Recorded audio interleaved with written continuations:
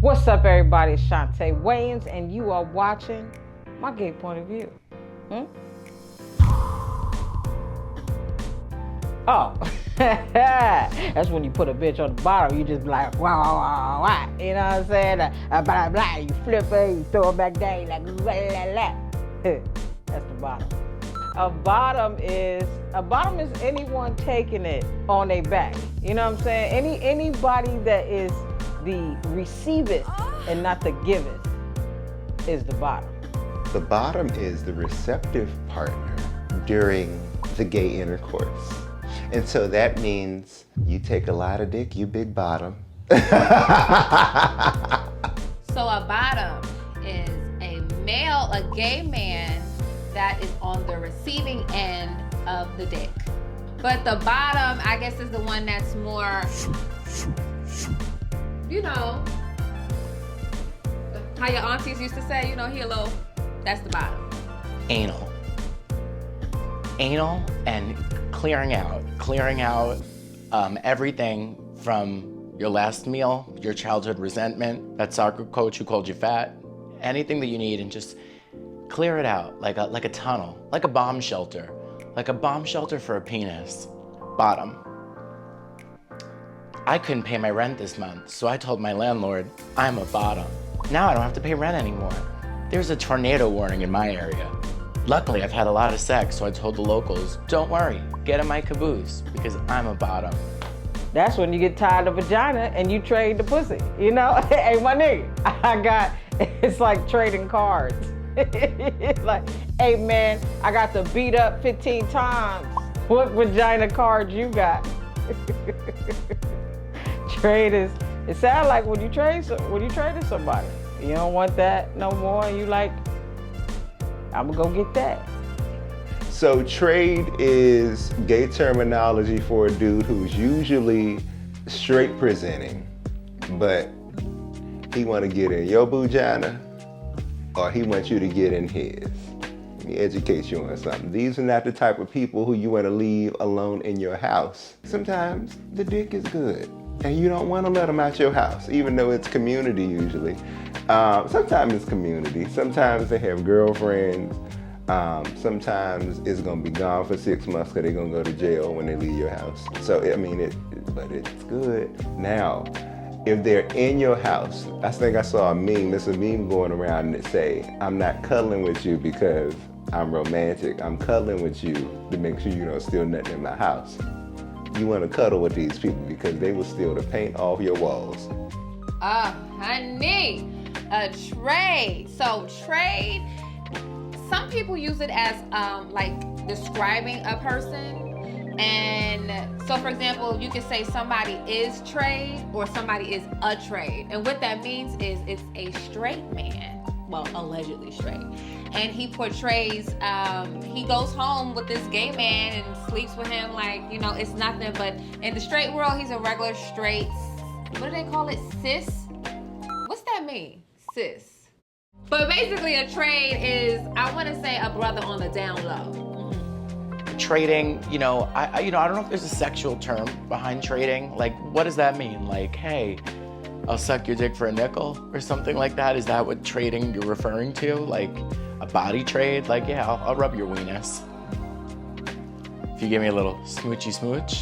Is that the trading that we're talking, like an oriental trading? Which is a company that's not a racial slur. They have great party favors, by the way, if you're having like a quinceañera or you need, like Lay's for like a Hawaiian theme party that's really fun. So that's the trading that goes on, like a trading post. Tea is when you need to do a little sipping because somebody got something to tell you. I love tea time. I didn't really like it when I was a kid, but now, men gossip way more than women. Hunty, gay or straight. Tea is information. Tea is gossip. Tea is knowledge. Tea could be an event. So for instance, if it is some information somebody wants, one of your friends gonna hit you up and be like, child, what's tea? What's going on? Or if it was, basically, tea can be an adjective. I think it can be a verb. It can be a noun. So, for instance, if it was a verb, oh honey, that walk you came in and did, that was T. That new Beyonce CD is usually T. Oh, you got your boyfriend who ain't out cheating on you, that's T. That's something we need to talk about. T is a person, place, or thing. T is gossip. I know the gay boys use it for a lot of other terms, but for me, a lesbian, I use it mostly for like, bitch, what's tea? That means what is the gossip? What is the good word, honey, in these streets? That's tea. Okay, so tea means crystal meth in the gay community. And a lot of people, you know, for gay men who are so concerned about looks, stay off the crystal meth, okay? You look like Aaron Carter. It's not a good look. You know what I mean? You look very scary. First of all, I have 14 Coronas and I could barely stand up straight. I don't understand how people do meth and fucking ride your dick till the sun comes up. These men are athletes, and I'm more at the concession stand serving pretzels and cheese to the patrons. That's really where I fit in. Oh man, you know, I'm what you call a commitment polygamous connoisseur. I love being in relationships if I have peace. But my brain, you know, I'm a Gemini. I don't know if you know. I don't know if y'all know that about me, but I'm a Gemini. So the other personality traits that I got sometimes be thinking that I need a chick for each one of those personalities. But, you know, I'm very happy right now. I mean, if it was anybody else, I would definitely want multiple people in my life. Good answer. I think that commitment can be a great thing if you are with someone who you can trust, they can trust you, and you ain't on no bullshit. That's what commitment means, folks. It means not being on bullshit. I think it takes a very mature mind to understand whether you have capacity to commit or not, because if you can't and you lie and tell the wrong person that you can, they may commit murder.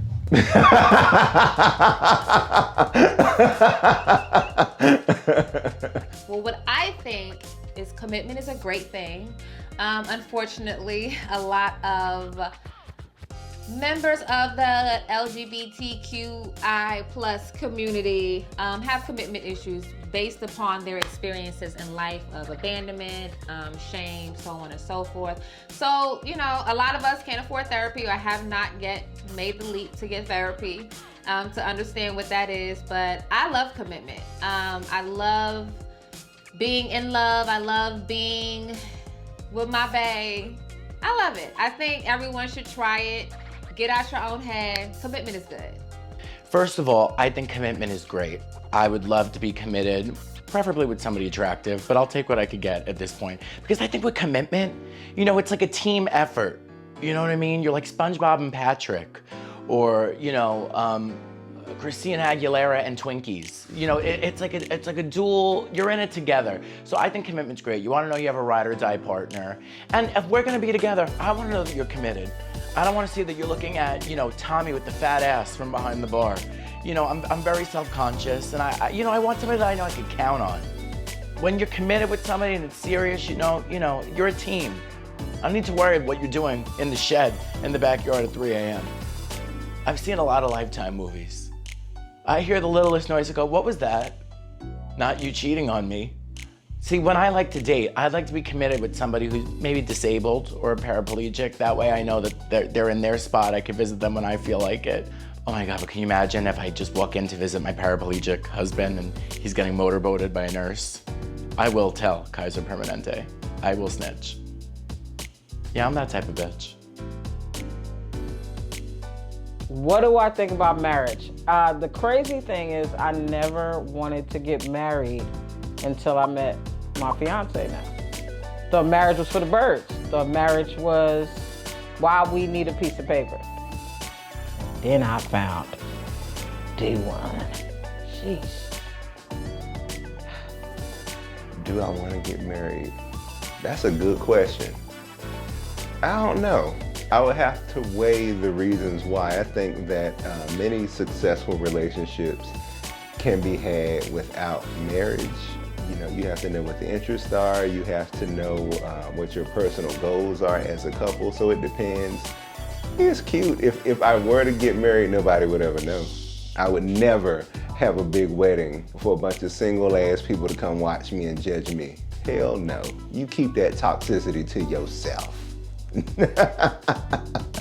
Well, let me fix that right there. What I think about marriage. I love marriage. I love the idea. I love the thought. I love everything but the planning. But I'm excited to go on a journey of marriage. I'm happy that in my lifetime I was able to see the laws passed. And by that, of course, I mean the gay marriage laws. And be able to eventually experience it. I would love to get married because I need a new blender. And I mostly for the appliances, mostly because I can't afford everything at Bed Bath & Beyond. So it's more like crowdsourcing. I really would like a stainless steel refrigerator, and here's how I'm gonna get it. I would like to get married a few times, not just once. I think maybe 3 or 4 times. I think at first is somebody who is older at first. That way, maybe in their 80s, that way I can only have to deal with them for like 10 years. I'm very, I'm very hormonal. I'm very easily agitated. I don't have a vagina, but I think I should be on Midol, as I've mentioned on this series before.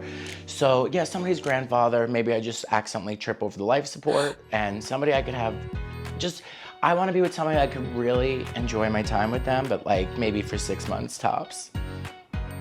And then maybe the second or third husband, and I know a lot of people look at me and they're like, oh, you're so, bougie, you're this, you're that. I'm very low key. I would have my wedding reception at a Cheesecake Factory because I love the palatial ceilings. And I've always wanted to feel like I was in a castle in the Cheesecake Factory.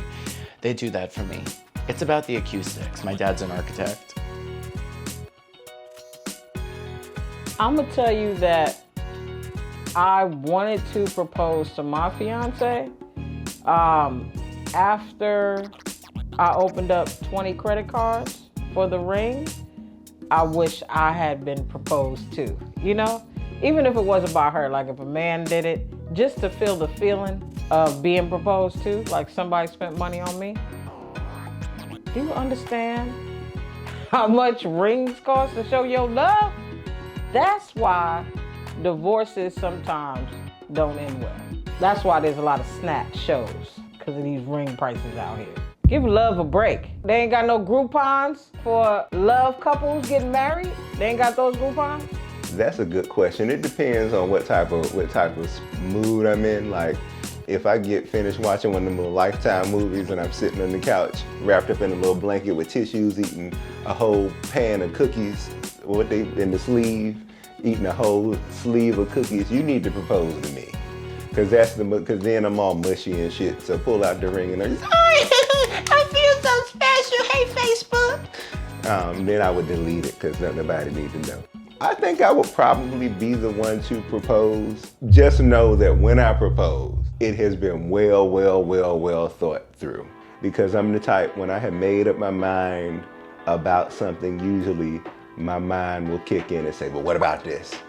So I have to think that through just to make sure I really mean it. So if I propose to you, that means I really mean it. I would never propose. First of all, my knees are bad. That's number 1. And number 2, I'm just old school. Like I told y'all before, I like doors and chairs open and pulled out for me. So there's no way I was getting on these good old Megan Thee Stallion knees, honey, and asking somebody to marry me. I mean, I feel like I would just keep hinting to get married. I would just keep letting you know my ring size, looking at rings, sending you rings. But myself, I don't think I would ever or would ever have ever gotten on my knees and proposed to anybody. Okay, you're never gonna believe this, but I would wanna be the one that gets proposed to because I'm very self-conscious and I have low self-esteem. I feel like if I propose to somebody, I feel like they'd be pressured into it. So I need you to ask me so I know that it's real. Like that's how I know. It's my dream to get proposed to at Yankee Stadium in front of 50,000 people and say no. On the Jumbotron, be like, sorry, I'm a Yankees fan. Should have known that we met in the bathroom. But I would like to get proposed to for sure. Everybody's getting proposed. Lesbian engagements. A lesbian engagement is where one person gets on one knee, but both people are wearing khakis. So I would hope that I could have a moment like that soon. I have my khakis waiting. They're from the Gap. What do I think about same-sex marriage reversal? I think if it's gonna come, I'm gonna need you to hurry up before I finish paying for this wedding, okay? Don't have me spend all this damn money and then you talking about it means nothing. If it means nothing, can I get my money back? Could I get, is there a marriage relief loan out there? Y'all got one of those when I do my taxes?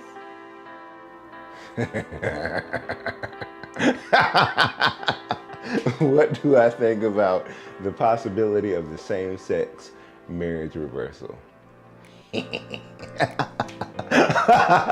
You know, on one hand, I have so many friends who are married who can't stand each other. No, I'm just playing. Some of them can. But on one hand, I really think about the people who I know who really love their partners, and I'm like, oh, y'all deserve this. But on the other hand, a lot of these people need a do-over. The community needs a do-over. I think we could stand for having to go back a few steps so that when we reacquire the rights, we understand the importance of having them in community. I think it's important for communities to get shaken up a little bit from time to time so that you can understand why it's important to both have the rights and embrace the community around you.